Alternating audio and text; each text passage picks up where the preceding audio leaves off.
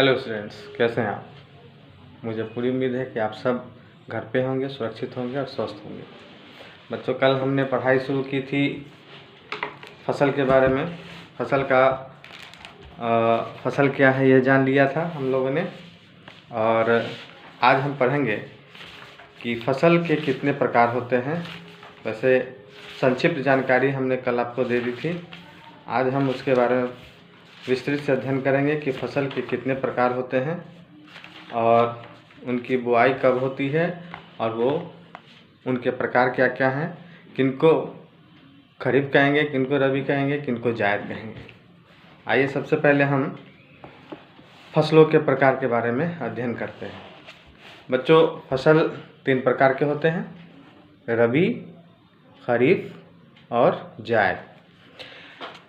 रबी वैसे फसल को कहते हैं जिनकी बुआई शीत ऋतु में होती है, मतलब इनकी बुआई सर्दी में होती है। यानी कि अभी शीत ऋतु चल रहा है, नवंबर से लेकर दिसंबर जनवरी, इसको हम शीत ऋतु में कहते हैं, शीत ऋतु कहते हैं। इन ऋतुओं में जिन फसलों की बुआई होती है उसे हम कहते हैं रबी।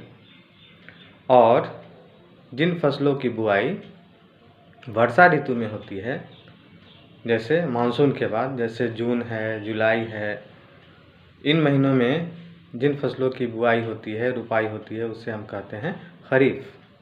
जैसे धान है। रबी फसल के उदाहरण, सबसे अच्छा उदाहरण है गेहूँ।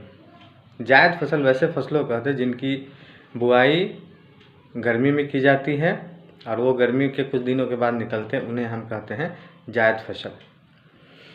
तो हम लोगों ने यह जाना कि फसल कितने तरह के होते हैं। फसल का, जिसे हम कह सकते हैं कि फसलों का वर्गीकरण हमने 3 तरह से किया। एक खरीफ हो गया, रबी हो गया और एक जायद फसल हो गया। उसके उदाहरण हो गए, खरीफ के उदाहरण हो गए धान, रबी के उदाहरण हो गए गेहूँ, सबसे अच्छा उदाहरण, और जायद फसल के उदाहरण गर्मी में उपजाए जाने वाले फसल को हम लोग कहते हैं जायद फसल। अब आपके लिए अब एक होमवर्क है, आप सबके लिए होमवर्क है। आप सब इसको जानकर मुझे उसका उत्तर व्हाट्सएप के माध्यम से देंगे। आप सभी के लिए होमवर्क ये है कि आप सब हमें लिख कर भेजेंगे कि खरीफ फसल के 2 उदाहरण, रबी फसल के 2 उदाहरण और जायद फसल के 2 उदाहरण। आप सबको, जो बच्चे वीडियो देख रहे होंगे या जो बच्चे